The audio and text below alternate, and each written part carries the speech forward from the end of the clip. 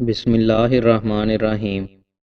رسول اللہ صلی اللہ علیہ وآلہ وسلم نے ارشاد فرمایا، مسلمانوں کے حق میں وہ مسلمان سب سے بڑا مجرم ہے جس نے کسی ایسی چیز کے بارے میں اپنے نبی سے دریافت کیا جو پہلے حرام نہیں تھی، لیکن اس کے دریافت کرنے کی وجہ سے اسے حرام کر دیا گیا۔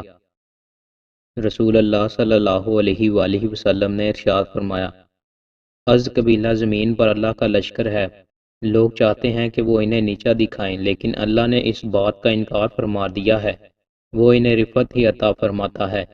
لوگوں پر ایک ایسا وقت بھی آئے گا کہ آدمی خواہش کرے گا کہ کاش میرا والد ازدی ہوتا اور کاش میری والدہ ازدی ہوتی۔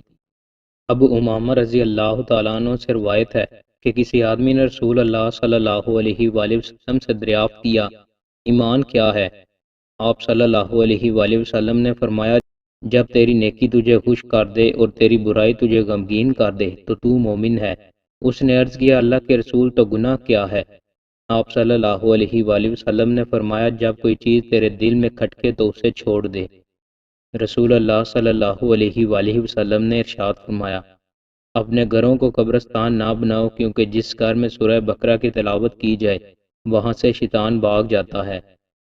رسول اللہ صلی اللہ علیہ وآلہ وسلم نے ارشاد فرمایا، کیا میں تمہیں جنتیوں کے بارے میں نہ بتاؤں؟ ہر ضعیف شخص کے لوگ اسے ضعیف و ناتواں سمجھیں، اگر وہ اللہ پر قسم اٹھا لے تو وہ اسے پورا فرما دے۔